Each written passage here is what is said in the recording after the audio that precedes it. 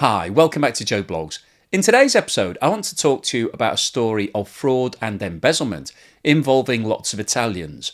And whilst this sounds like something out of a mafia movie, it's actually to do with the Catholic Church and the Vatican City. Cardinal Angelo Becciu, the most senior Catholic Church official ever to stand trial before a Vatican criminal court, was convicted on Saturday of embezzlement and sentenced to 5.5 years in jail. The trial exposed infighting and intrigue in the highest echelons of the Vatican and revolved mostly around a murky Vatican investment in a Tony London property. The court said Becciu had been irresponsible and, quote, highly speculative to invest more than $200 million in a fund connected to the building about 10 years ago. The Vatican sold the building last year, taking an estimated loss of about 140 million euros or $150 million. Becciu, who was stripped of his title by Pope Francis in 2020, was also accused of funneling money and contracts to companies or charities controlled by his brothers on their native island of Sardinia. Another accusation involved his hiring of a woman who described herself as a security analyst, also from Sardinia, as part of a secret project to help win freedom for a nun who had been kidnapped in Mali. Becciu and the woman were both found guilty of aggravated fraud related to the transfer of money. 9 other officials also faced charges in a case that stretched over 2.5 years with 86 courtroom hearings. Only one was acquitted of all counts.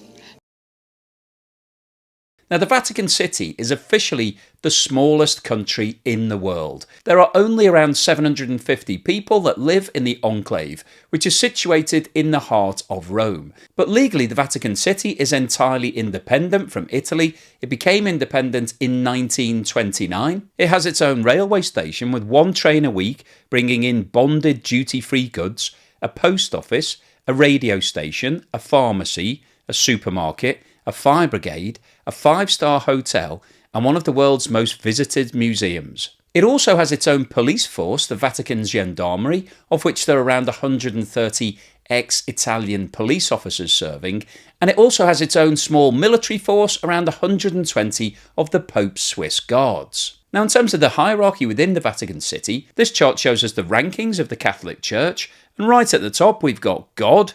Beneath God, we've got the Pope, who is the single individual who is the head of the Catholic Church. Beneath the Pope, we have cardinals. Beneath the cardinals, we have archbishops, bishops, priests, and then everybody else. And the story of the fraud and embezzlement involves one of the cardinals, so the second highest rank out of the whole of the Catholic Church. These guys only have the Pope as their direct boss.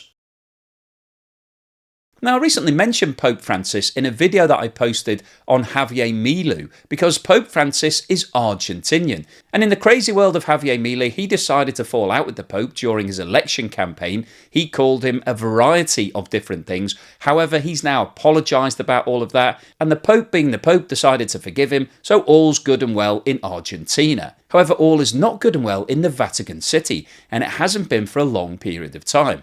And when Pope Francis took over the job in March 2013, one of the first things that he did was set up a task force to investigate the finances of the Vatican City, because historically there have been a lot of rumours about fraud, embezzlement and money going missing. Now, shortly after Pope Francis set up his task force, he also set up what's called the Secretariat of State, which is basically the finance department of the Vatican City. And the Catholic Church has a lot of money, hundreds of millions of dollars. And the Secretariat of State was given the job of investing all of this money on the Church's behalf to make sure that they had a regular income.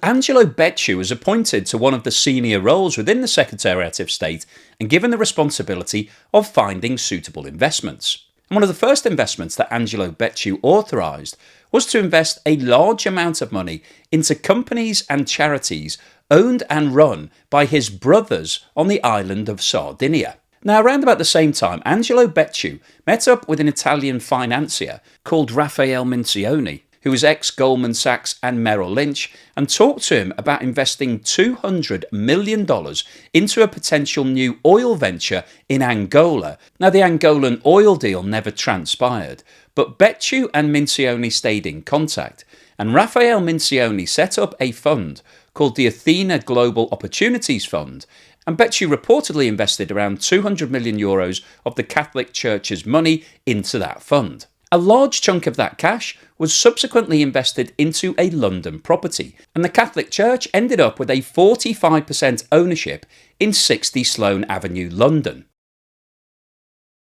Now, 60 Sloane Avenue was originally developed as a car showroom for the Harrods department store, and the building spans more than 170,000 square feet of offices and retail space with a neoclassical terracotta facade. The building no longer has a relationship with Harrods, and at the time of the investment was let out to a variety of different companies. Now, the plan at the time that this investment was made was reportedly to earn a yield of 10% per annum from the rental, and also to make a long-term capital gain on the value of the property as a result of the fact that Raphael Mincioni had obtained planning permission to convert the property into luxury apartments. And unfortunately, from the Catholic Church's point of view, this is the point of the story when things started to go badly wrong. Because Raphael Mincioni had bought the property in 2012 for $129 million. However, the valuation that was attributed to the property when the church invested was significantly higher as a result of the fact that he had obtained this permission to convert the building from commercial use to residential use. Now, you might be sitting there thinking, well, actually, that story makes sense, because a building in the heart of Chelsea in London would have a higher value if you could convert it to luxury apartments rather than renting it to companies. So it all stacks up. However, what you're not taking into account is that in 2016, the population of the United Kingdom voted to leave the European Union in a process called Brexit. And if you follow the channel, you'll know that whenever we're talking about anything to do with the UK, the root cause of any problems is always Brexit. Everybody blames everything on Brexit. However, in this circumstance, I think Brexit did have a hugely negative impact on the value of that property, because at that time nobody really knew what was going to happen, and the property market post 2016 did nosedive. So the Catholic Church was caught in the maelstrom, and they saw the value of this property plummeting, and in 2018 they decided to take full control and paid a reported €350 million for 100% ownership of that building. But unfortunately, from the Catholic Church's point of view, taking full control of the property didn't save the day, and the property was sold in 2022 for £186 million, which banked a loss of around $150 million for the Catholic Church.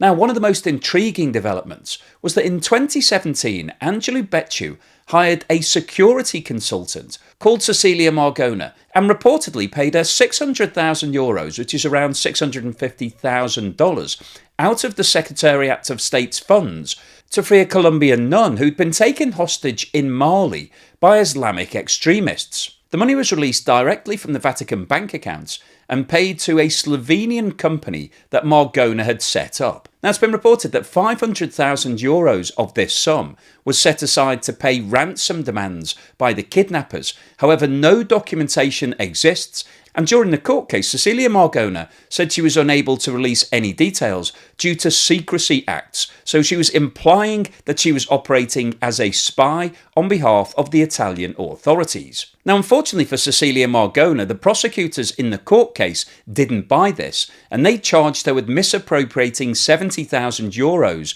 which they claim she spent on luxury hotels and high-end fashion shops. And during the trial itself, the commissioner projected images showing Facebook posts by Marogna of pictures taken inside Becciu's apartment in the Apostolic Palace in the Vatican City, with the captions "Feeling at home" and "My Paradise."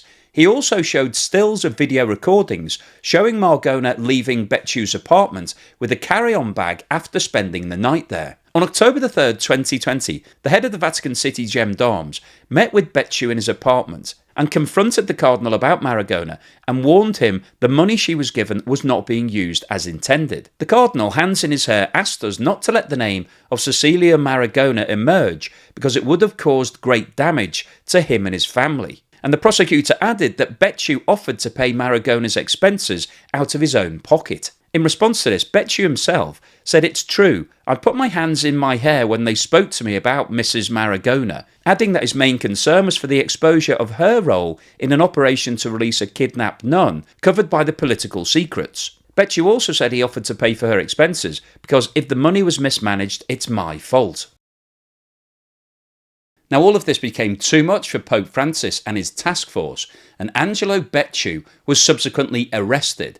Now historically, whenever the Vatican City had a problem with regards to law and order, they took matters into their own hands. They would have their own jurisdiction. However, in this situation, the Pope decided that he didn't want to deal with this internally, and he passed a new ruling saying that Angelo Becciu and all of the other people who were accused of fraud and embezzlement could actually be tried in the Italian courts under Italian law. The court case against Becciu and 9 other defendants started in July 2021 and lasted for a period of 2.5 years and involved 86 different court hearings. And in December 2023, Angelo Becciu and his fellow defendants were found guilty of fraud and embezzlement, and he was sentenced to 5.5 years in jail. Now obviously he's appealing this sentence, and at the moment he's still in the Vatican City. He isn't in an Italian jail, but it will be interesting to see whether or not he does have to go to prison and actually serve his sentence,